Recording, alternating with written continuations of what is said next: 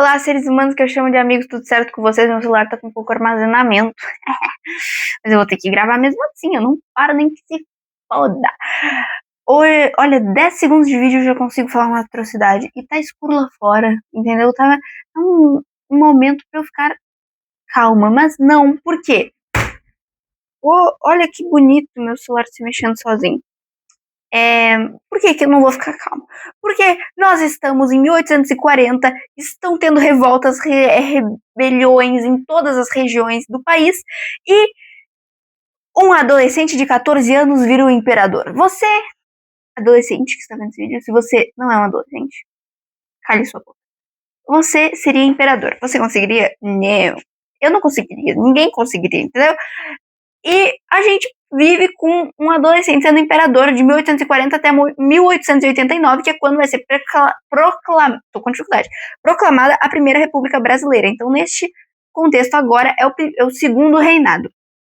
Do ponto de vista político, estava tendo uma desordem gigantesca nacional. Tu tá olhando, tem revolta regional e dentro dos próprios partidos tem divergências das ideias, então tem uma busca pela unificação da nação. Então, tanto criar uma identidade nacional, mas apaziguar essas revoltas, criar um cenário mais love. Tu não quis. Ai, me deu dor física. Ai, dor física me dá dor física. Odeio falar isso, mas eu não consigo me controlar mais. Enfim.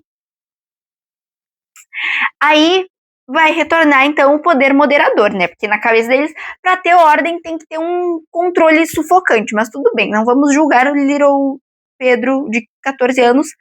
E aí vai ter uma coisa chamada parlamentarismo às avessas. O que significa parlamentarismo às avessas? Basicamente, o parlamento, então, deveria ter a liberdade para escolher, né? Votar e tomar decisões, mas a grande maioria das decisões, tipo assim, a maioria que definia as decisões, né? Tipo, sei lá, pra algo ser, digamos que a gente vai votar se eu vou comer um pastel ou um pão.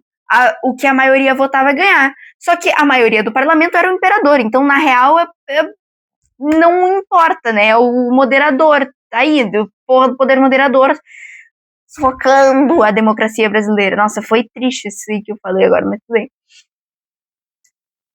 Então vai ficar tendo uma alternância grande, mesmo que a ideia deles fosse, minha cabeça tá sendo cortada, eu gosto que apareça meu cabelo e os meus Beatles ali, e os meus Pokémon lá atrás. Tá tendo, mesmo que tenha essa vontade de unificar, ainda tá tendo divergência entre conservador e liberal, conservador e liberal, conservador e liberal. Esse é o cenário político da época. De um ponto de vista mais econômico, o café tá bombando aqui, ó, bombando. E é nessa época que o Brasil vai começar a focar pra cacete no café. Vai ter muita produção de café, muita produção até em excesso. E o cacau também vai começar a ser explorado, mas não tanto quanto o café. E os caras começam a tentar industrializar timidamente pra caramba, mas já é um início, né? Era Vargas vai ser pra caramba, mas já está começando a industrialização desde do segundo reinado. Aí, nossa, minha voz falhou. Aí vai ter a tarifa Alves Branco. A tarifa Alves Branco é basicamente assim. A Inglaterra teve sempre um benefício aqui dentro do Brasil para os produtos dela circular. Só que agora o Brasil está se achando a nação dona do mundo, né? Tá se achando o bambambam. Nossa, tá muito escuro lá fora, eu tô gritando e a janela tá aberta, agora que eu percebi. Tá se achando bambambam, tá se achando não sei o que, vai taxar os produtos ingleses. Não, mas agora falando sério, o Brasil, ele tava taxando os produtos estrangeiros para tentar instigar a indústria nacional a produzir, fazer surgir o comércio, a produção nacional. Que lindo.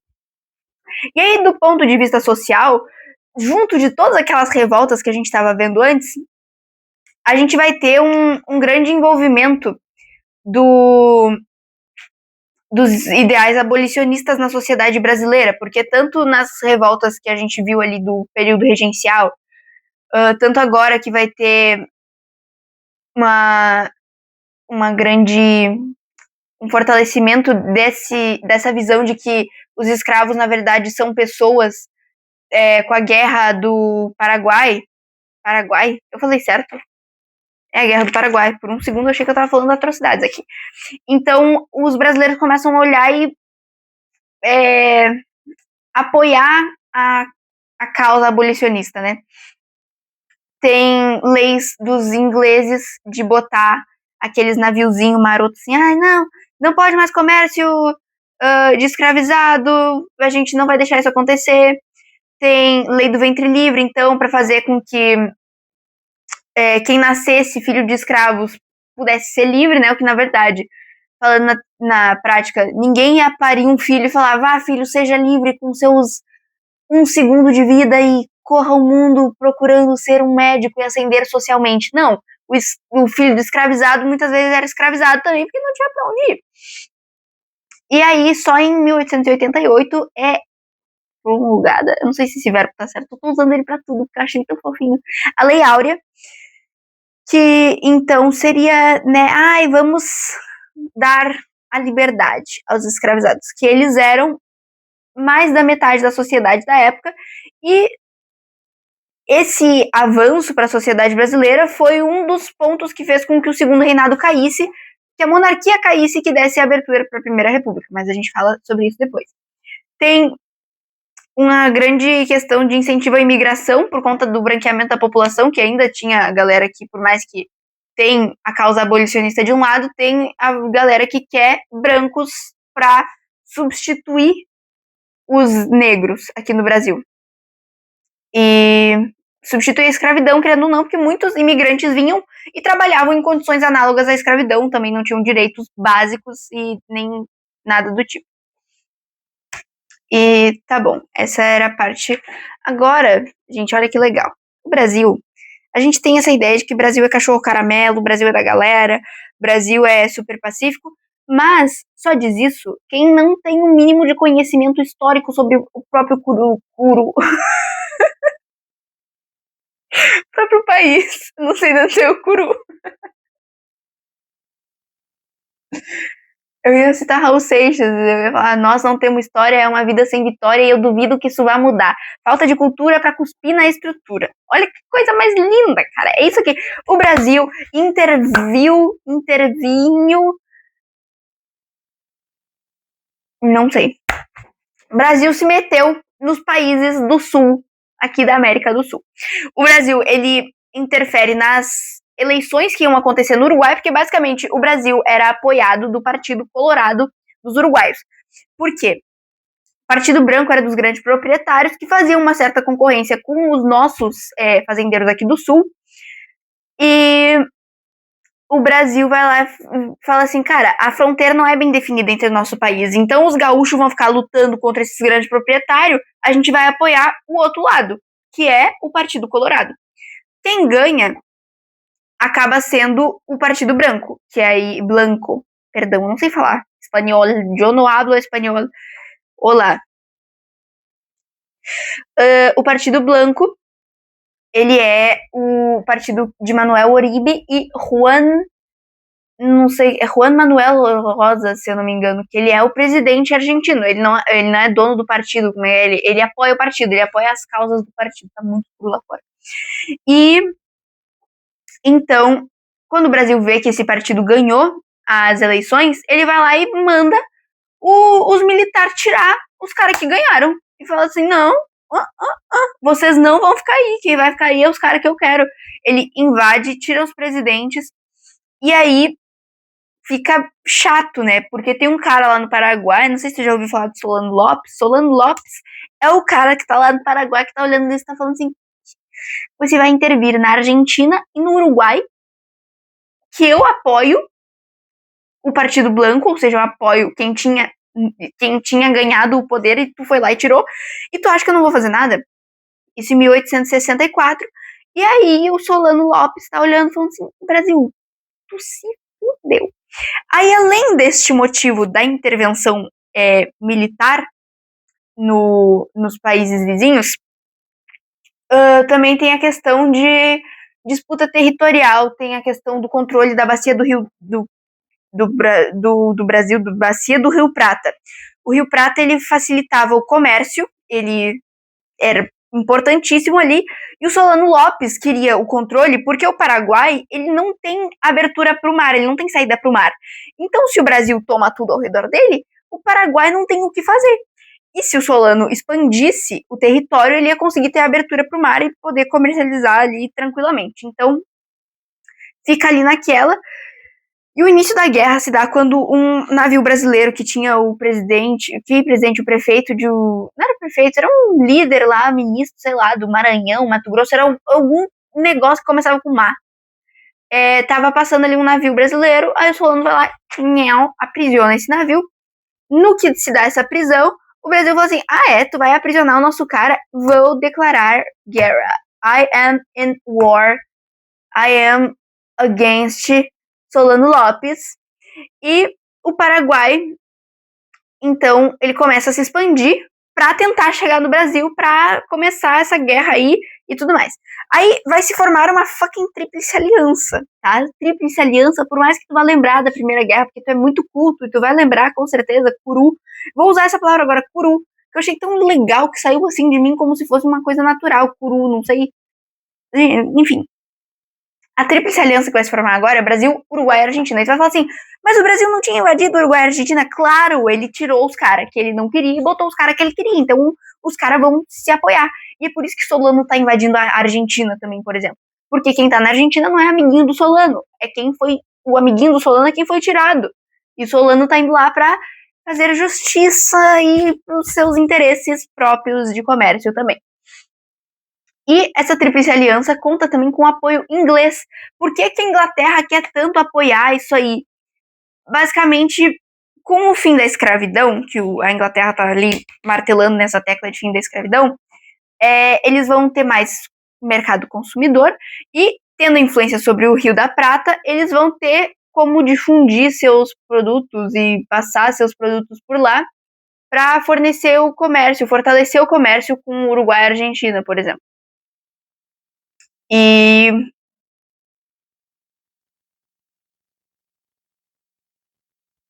tá. Como o Brasil e a Inglaterra estavam meio fechados ali, né, com o comércio, o risco do Uruguai e a Argentina fecharem a passagem do Brasil e impedirem o comércio com o interior era um risco para a economia inglesa também, porque, né, estavam meio que ligadas.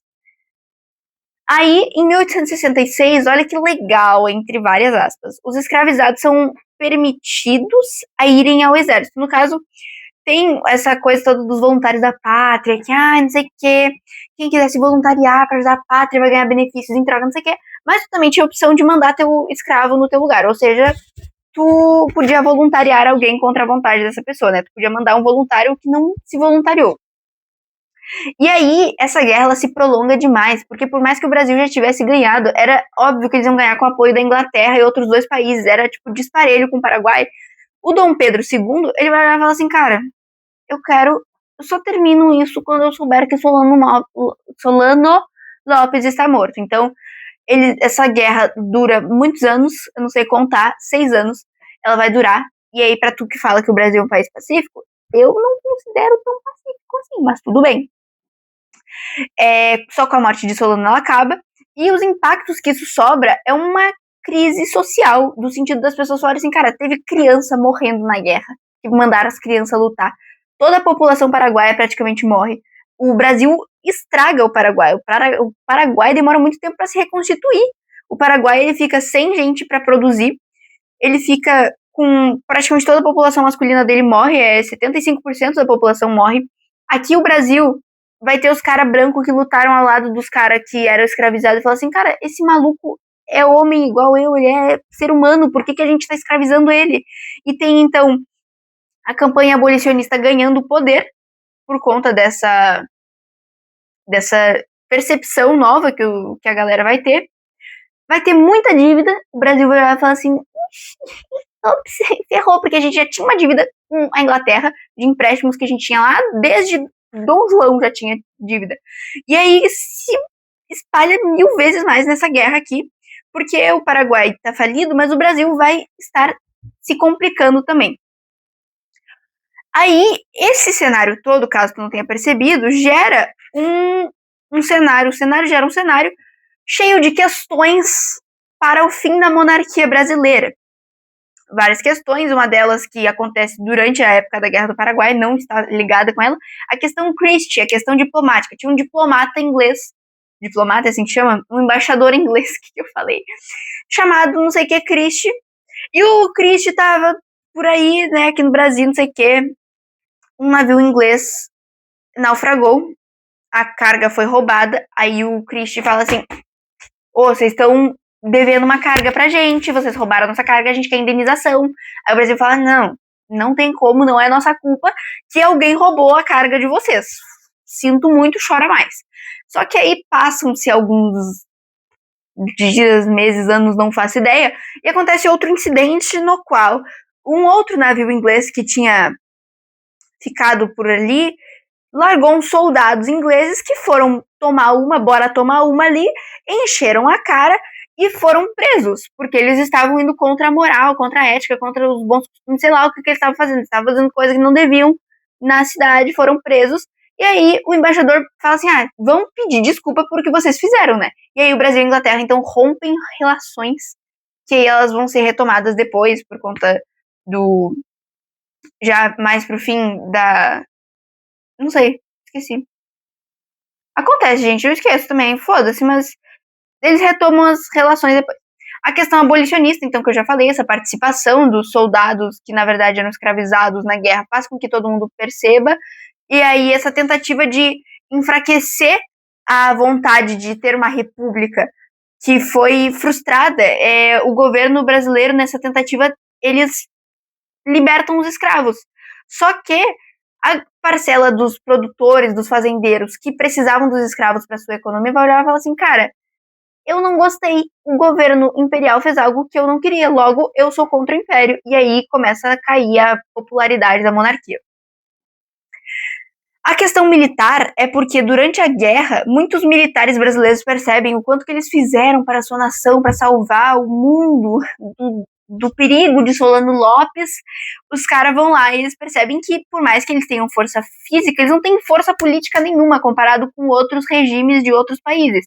Então, alguns marechais, alguns figuros, alguns personagens, essa é a palavra que eu queria usar, mas eu pensei em figura, como Rui Barbosa e Marechal Deodoro, que vocês já devem ter ouvido falar. Se não, talvez eu refaça o meu vídeo de Primeira República, porque o que eu tenho aqui eu não gosto muito dele. Deodoro da Fonseca e Rui Barbosa, eles são presos, porque eles começam a pressionar o governo e falam assim, cara, a gente quer ter poder também, vocês estão governando aí tudo sozinho. E aí depois eles vão ser anistiados, então eles vão ser soltos.